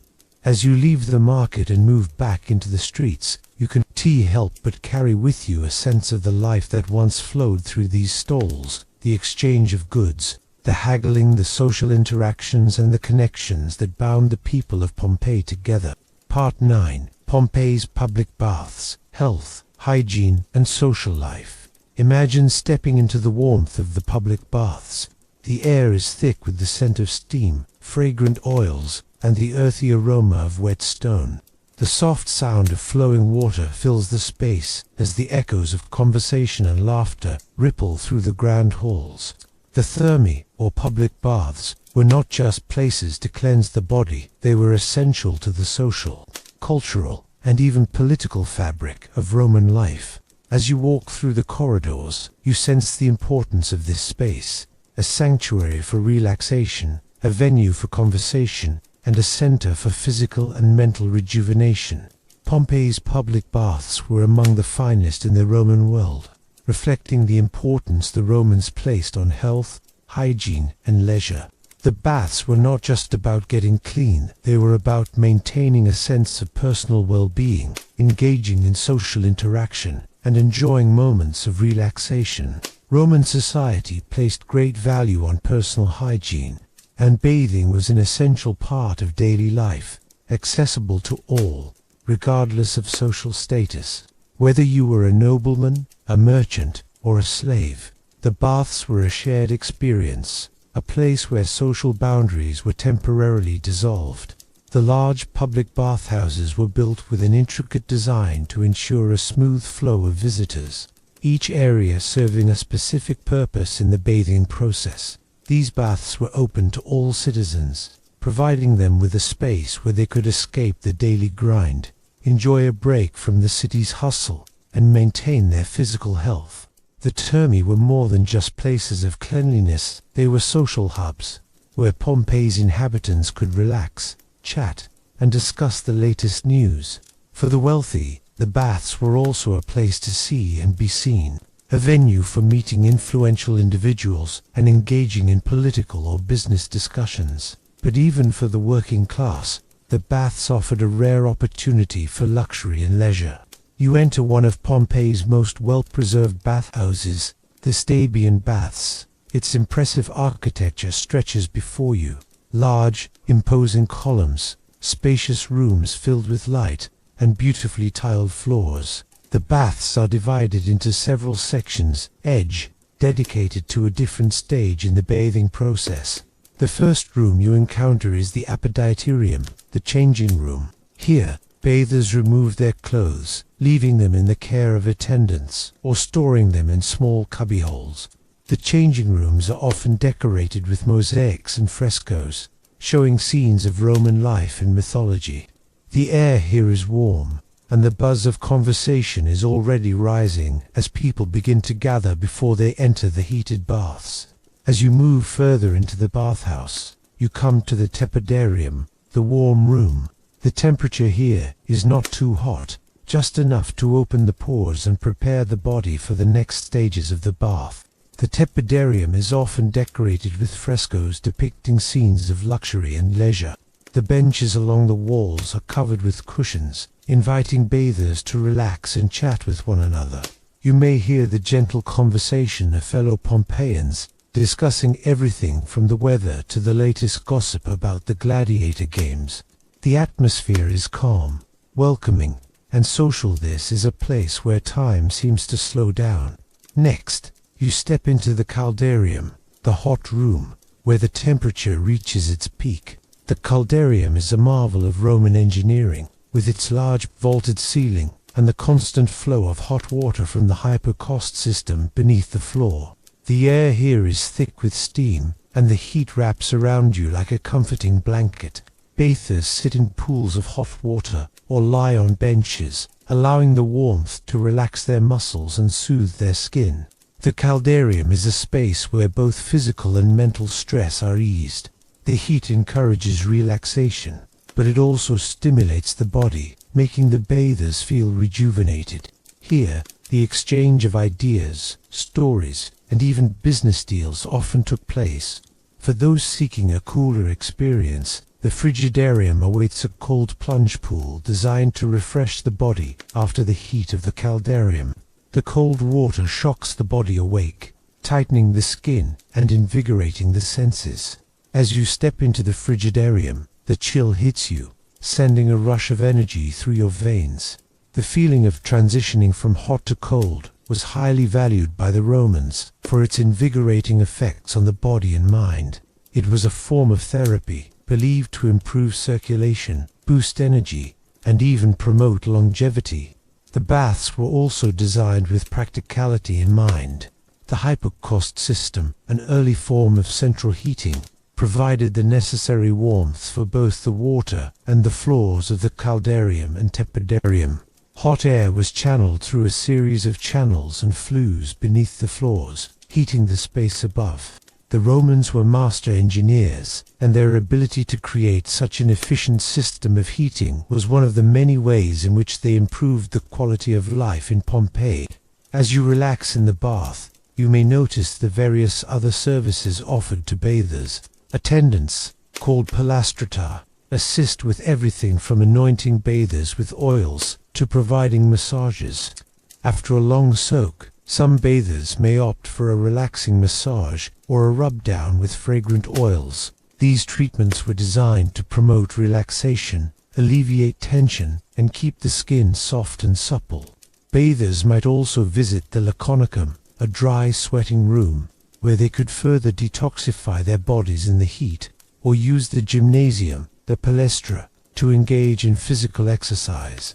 This area, often located near the baths, was an essential part of Roman culture, where men would train in wrestling, boxing, and other physical activities. Health was highly regarded in Roman society, and the public baths offered a way to maintain not only cleanliness, but also physical fitness. As you take in the full experience of the baths, you realize that the thermae were about much more than just bathing. They were about community. The Roman baths served as places of socializing and networking. Politicians, business people, and philosophers could be found discussing the matters of the day, exchanging ideas, and making deals. For the common people, the baths were a place to relax, gossip, and enjoy a moment of leisure in the midst of a busy, often harsh world. The baths were one of the few places in the Roman world where social barriers were temporarily removed. Both the rich and poor bathed together, though the wealthier citizens could afford more private and luxurious bathing experiences, such as the use of individual bathing rooms. The baths were truly egalitarian in their function. Everyone, regardless of their status, had access to the same restorative experience. Though the thermae were places of physical cleansing, they were also spaces for mental rejuvenation. The relaxed atmosphere, combined with the soothing effects of warm water, created an environment in which people could unwind and connect with one another. For many, the baths were an essential part of maintaining both their health and their social connections. Whether it was the soothing heat of the caldarium or the invigorating chill of the frigidarium, each step of the bathing process was designed to refresh the body and mind. The public baths of Pompeii were not just grand structures of luxury. They were an essential part of daily life for everyone, from the wealthiest elite to the humblest laborers. They were places of health, relaxation, and community. Today, as you stand in the remains of these once thriving spaces, you can almost hear the voices of the Pompeians, the bustle of their daily lives, and the peaceful hum of a civilization that understood the importance of both physical and social well-being. In the end, the thermae were much more than just places to bathe. They were symbols of Roman values, the importance of health, the emphasis on community, and the belief in the body's connection to the mind and spirit. For the people of Pompeii, the baths were a space where they could come together, not just to clean their bodies, but to cleanse their minds, relax, and connect with others. These public baths, so integral to daily life, remain one of the most enduring legacies of Pompeii, offering a glimpse into the Romans' dedication to their health, their social lives, and their sense of collective well-being. Part 10. Pompeii's homes and domestic life, the heart of Roman family life. Imagine stepping into a well-kept Roman home in Pompeii. The door creaks open, and a cool breeze wafts through the ostium, the threshold that separates the outside world from the sanctuary within. You step into the atrium, the heart of the Roman house, where light pours in through the compluvium, a small open space in the roof that allows sunlight to fill the room. The rich scent of incense lingers in the air, mingling with the earthy smell of terracotta floors. Around you, the walls are decorated with frescoes, vivid depictions of mythological scenes, landscapes, and daily life. The space is intimate yet grand, a reflection of the family's wealth, status, and taste. The homes of Pompeii were as varied as the people who lived in them, but they all shared certain features that made Roman domestic life unique. These homes, called domus, were built to reflect the importance of family, social standing, and comfort. As you wander through one of these homes, you can see how the architecture and design were carefully planned to create spaces for both private family life and public social interaction. Though often modest on the outside, the domus were expansive on the inside, designed to cater to the Roman emphasis on hospitality, comfort, and status. The design of a Pompeian home was centered around the atrium, an open, central space that served as the focal point of daily life. The atrium was where the family gathered, received guests, and conducted many of their most important social interactions. Above, the compluvium allowed sunlight and rainwater to enter the house, while the impluvium below collected the water. This system was both practical and symbolic, providing not only light and ventilation, but also a direct connection to nature, which was highly valued in Roman culture.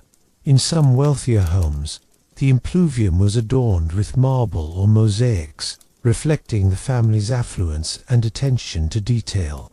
The tablinum, a room at the back of the atrium, was the office or study of the head of the household. This room, often furnished with elaborate desks and shelves, was where the paterfamilias, typically the father or eldest male in the family, conducted business and managed the family affairs. The tablinum was also a space for displaying important family records, such as legal documents or genealogies, which were often affixed to the walls. It was a room that represented power, authority, and the continuity of the family's legacy. Adjacent to the atrium, you come across the triclinium, the dining room. This was where the family and guests gathered to enjoy elaborate meals. The triclinium was usually furnished with 3 couches arranged around a low dining table, where diners reclined while eating. This practice of reclining during meals was a symbol of Roman leisure and status, and the triclinium was often decorated with sumptuous frescoes and mosaics that depicted scenes of feasting, hunting, or mythical tales. The room's design encouraged conversation and socializing, and the meals that took place here were often the occasion for political and social discussions, as well as family bonding. Moving through the home, you come to the cucina, the kitchen. While it may seem small in comparison to the grand reception rooms, the cucina was a vital part of the household. Roman kitchens were typically equipped with a variety of cooking tools, including ovens, stoves, and hearths. The family's diet in Pompeii included a variety of grains, legumes, fruits, vegetables, fish, and meat, much of which would have been prepared in the kitchen. The cucina was a place of labor, where meals were prepared not just for the family, but also for any guests or clients who might be invited into the home. The kitchen was often at the back of the house, separated from the more formal spaces, and was generally considered a less glamorous part of domestic life. Next, you step into one of the bedrooms, perhaps a cubiculum, a small room designed for rest. The cubiculum was often simple, with the bed, a few pieces of furniture, and personal items like small oil lamps or chests. Roman beds were typically made of wood or metal, with mattresses filled with straw or feathers. The bedroom, like the rest of the house, was decorated to reflect the family's wealth, with frescoed walls, small statues, and decorative pieces. Some homes had multiple cubicula, especially those owned by wealthier families who had the space to devote to individual rooms for each member of the household. For the wealthiest families, the domos extended further, with lush gardens or courtyards. These gardens were often filled with plants, fountains, and decorative sculptures, creating peaceful retreats within the city. The garden represented the Roman ideal of otium, leisure time, free from the stresses of public life. The hortus, or garden, was a place for relaxation, conversation, and contemplation. The gardens also served as a status symbol, reflecting the family's wealth and their ability to dedicate space to leisure. The role of women in Roman domestic life was multifaceted. Though women's public roles were often limited by the societal norms of the time, within the household, however, Women played central roles in managing the home, raising children, and overseeing household slaves. The domus was often a space where women could exercise influence, especially in matters of household management and social connections. Women were responsible for much of the work that kept the household running smoothly, including cooking, weaving, and managing the family's finances. Despite their relatively restricted public lives, Roman women could wield significant power within the confines of their homes, particularly in the absence of their husbands. At the heart of every Roman home was the concept of family, the familia. This term did not just refer to the nuclear family, but also included slaves, clients, and extended family members. The Roman familia was a complex social unit, governed by the authority of the paterfamilias, the male head of the household. The paterfamilias held nearly absolute power over the members of the household, making decisions about marriage, inheritance, and family life. This hierarchical structure was central to Roman domestic life and reflected broader Roman values of authority, respect, and order. Children in Pompeii were raised within this structure, with strict expectations for behavior and education. Roman children were taught to read and write, and many received training in rhetoric and public speaking. Boys were often educated in formal schools, while girls were educated at home, learning skills that would prepare them for their future roles as wives and mothers. The education of children in Pompeii was both a family responsibility and a social obligation. As Roman society placed great emphasis on the continuity of family traditions and the proper upbringing of future generations, the role of slaves in Pompeii's domestic life cannot be overlooked. Slavery was a deeply embedded institution in Roman society, and many Roman households in Pompeii would have had slaves who worked in the home, whether as cooks, cleaners, tutors, or personal attendants. Slaves lived within the household, often in quarters located at the back of the house or in rooms near the kitchen.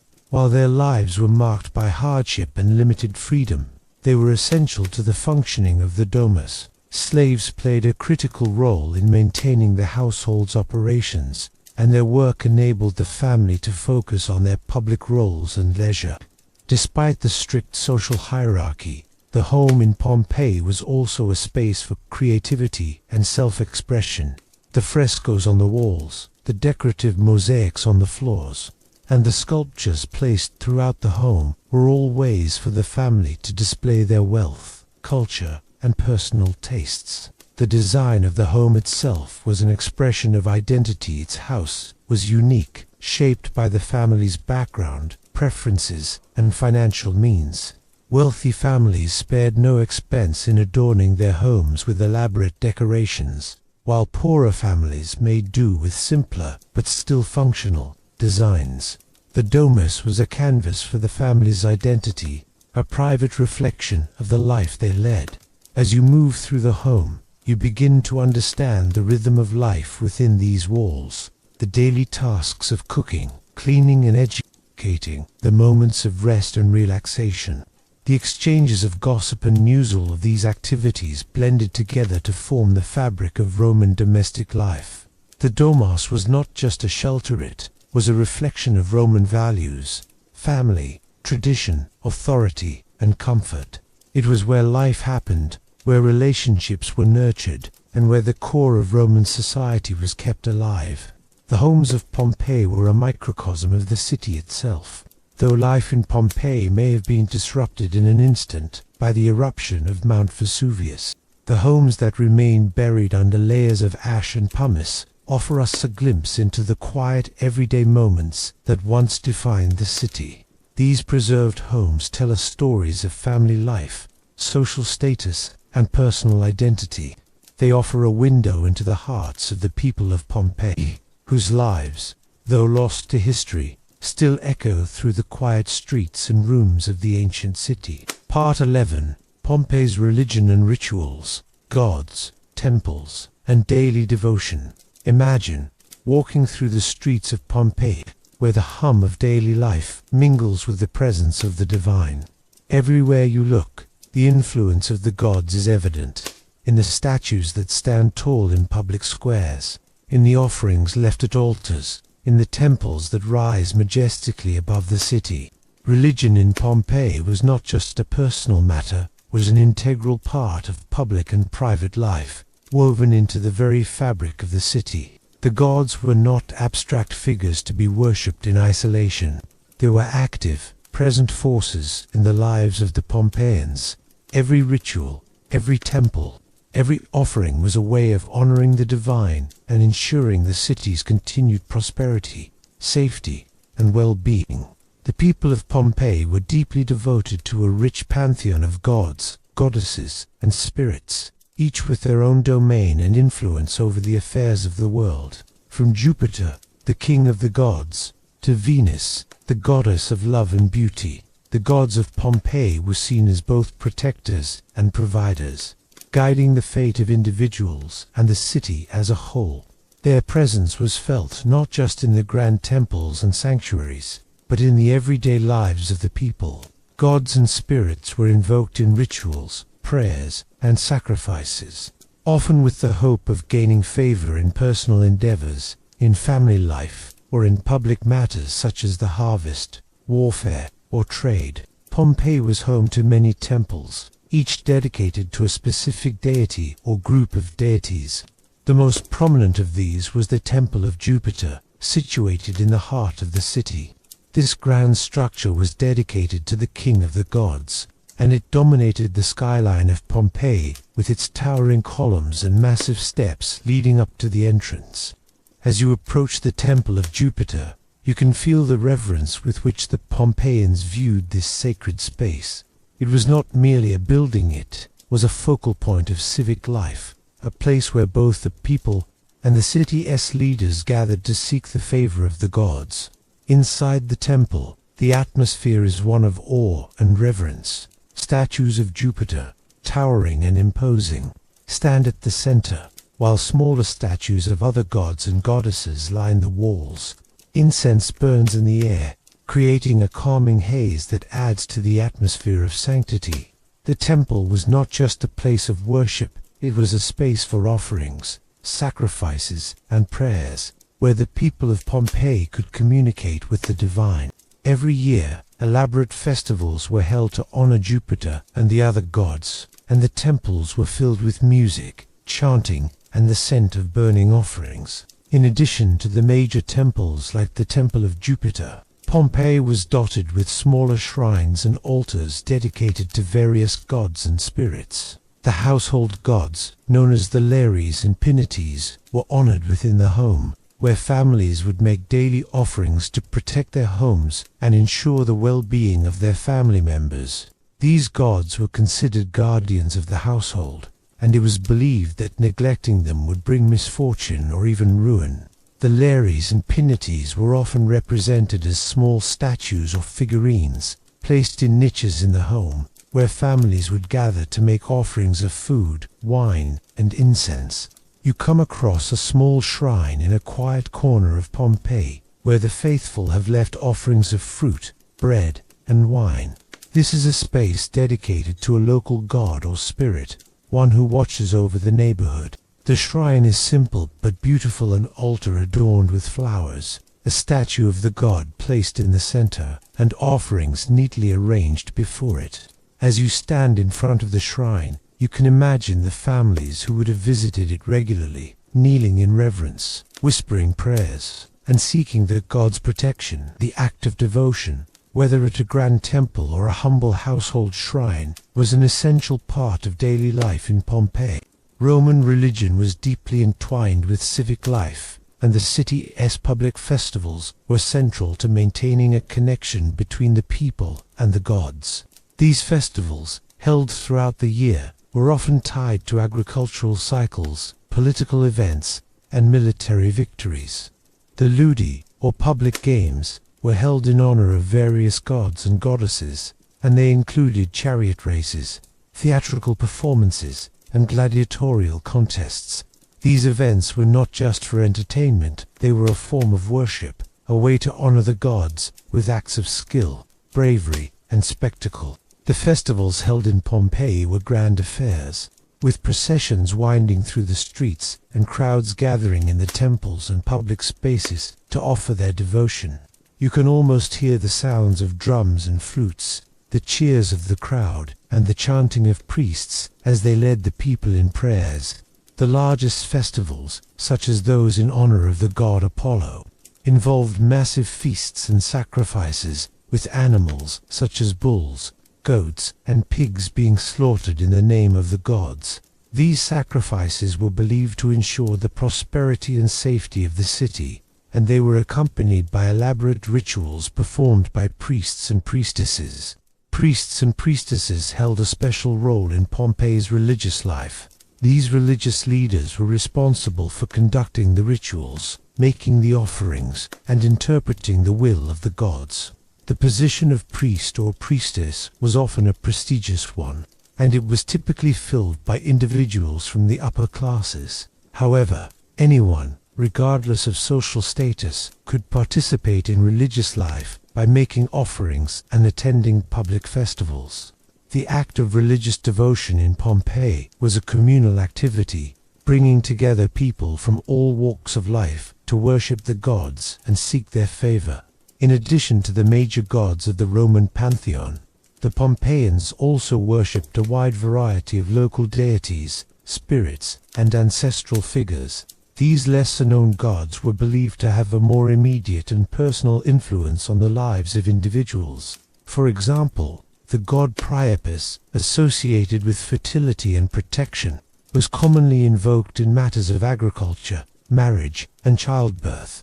Shrines dedicated to these local gods could be found in many private homes, as well as in public spaces throughout the city. The belief in these local deities, as well as in the genius, the protective spirit of an individual or place, reflects the deeply personal nature of religion in Pompeii. The gods were not distant or abstract.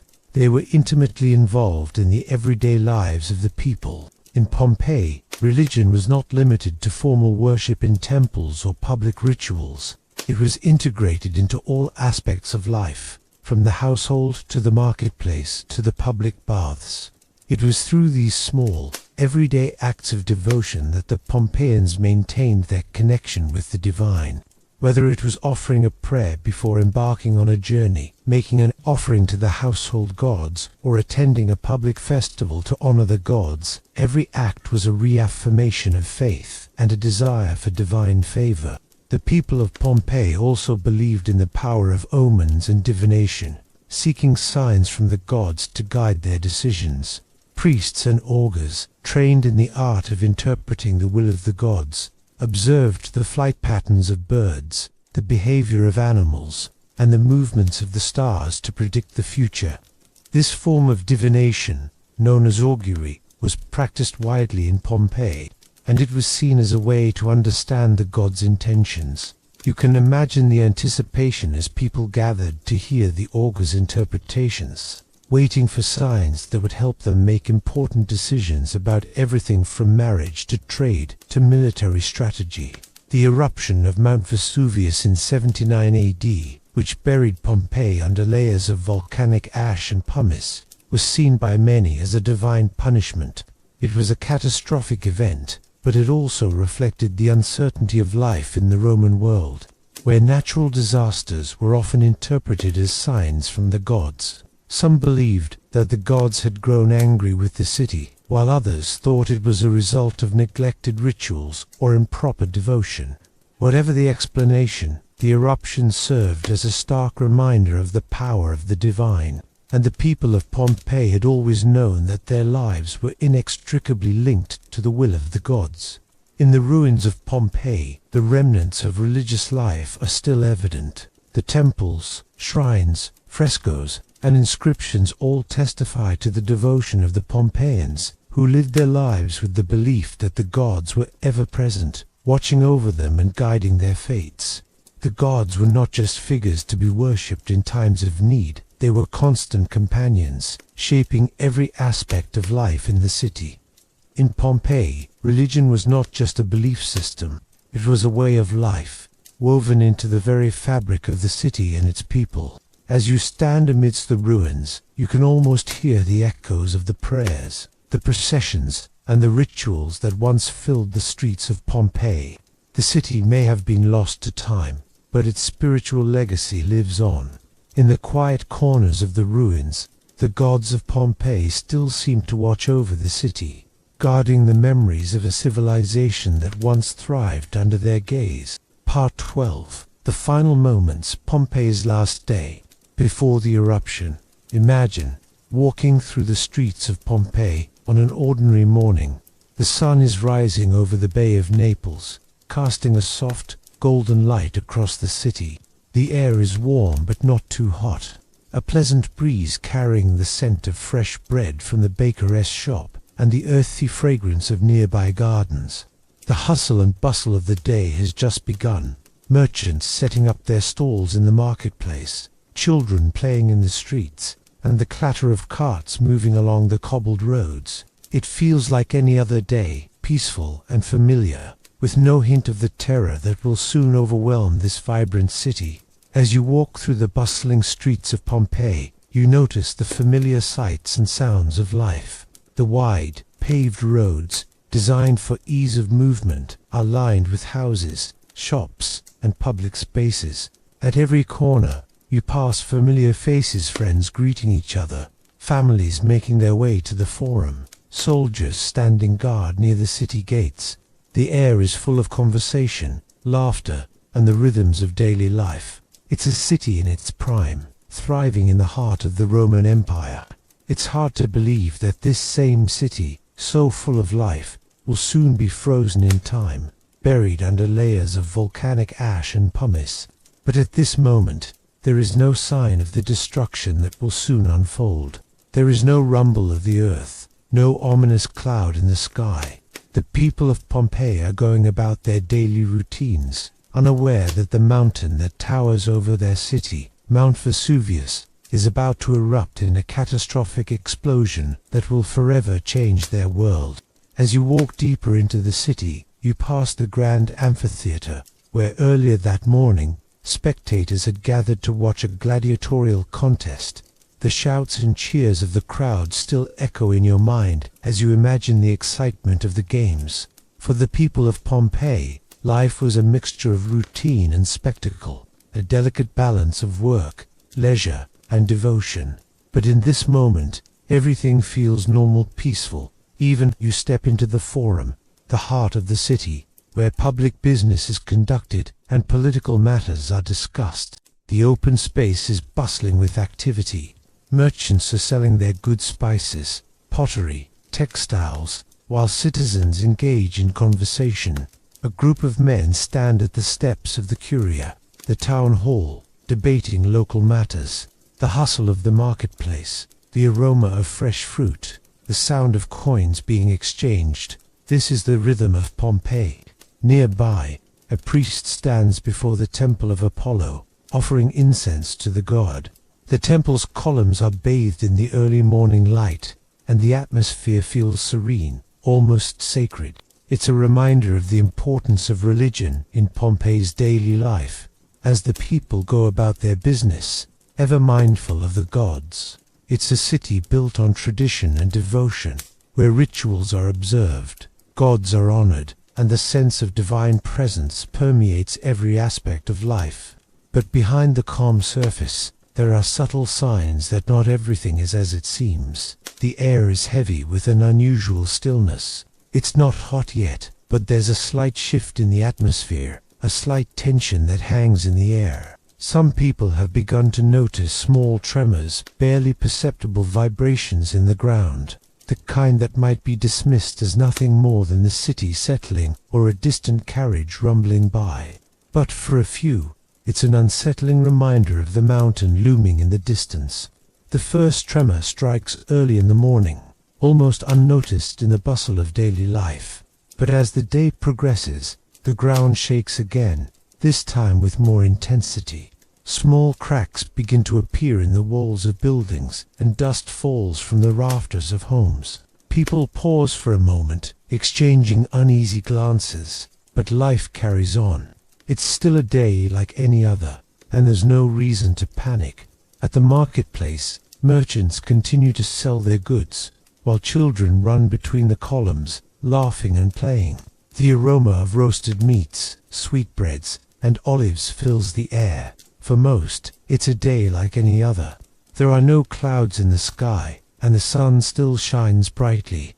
But beneath the surface, the earth is restless, and the mountain looms ominously, its presence felt in the tremors beneath their feet. As the day wears on, the tremors increase in intensity, becoming more frequent and more noticeable. The first cracks in buildings widen, and a few structures begin to sway. But still, most of the people in Pompeii remain unaware of the scale of the disaster about to unfold.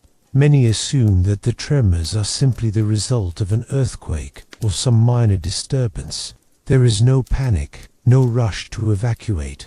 Life continues, albeit with a growing sense of unease that lingers in the background. At the baths, people go about their usual routines.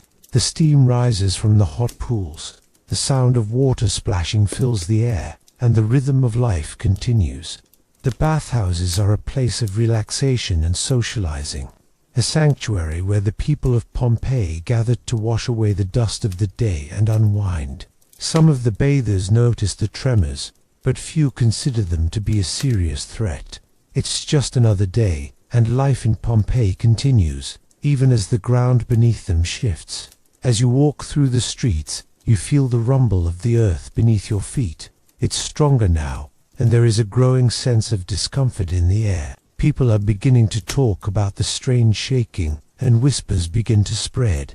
But still, life goes on. People are gathering for evening meals. Families are sitting together in their homes, and the city is full of activity. As dusk begins to fall, a strange cloud begins to form above Mount Vesuvius. At first, it's barely noticeable, a thin wispy plume of smoke rising from the peak of the mountain. The sky is still clear, and the city is bathed in the warm light of the setting sun.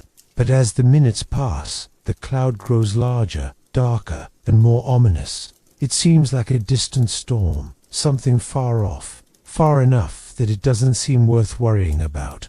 But there is a growing sense that something is wrong, something that cannot be ignored. By now, the tremors are constant, and the earth shakes more violently. The ground cracks, and buildings begin to collapse. The eruption of Vesuvius is no longer a distant threat.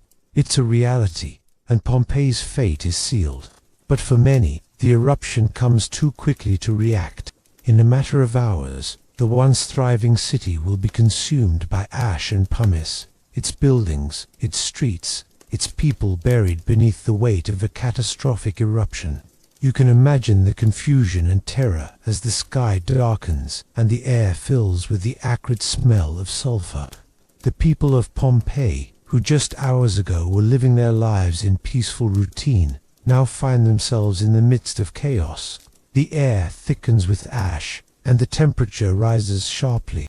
People begin to panic, rushing to escape the city, but the roads are blocked, and the ash begins to fall in thick, suffocating layers. For the next few hours, Pompeii is consumed by disaster. Buildings collapse, the streets are buried, and the once bustling city falls silent, encased in volcanic ash. The final moments of Pompeii are not just a story of destruction.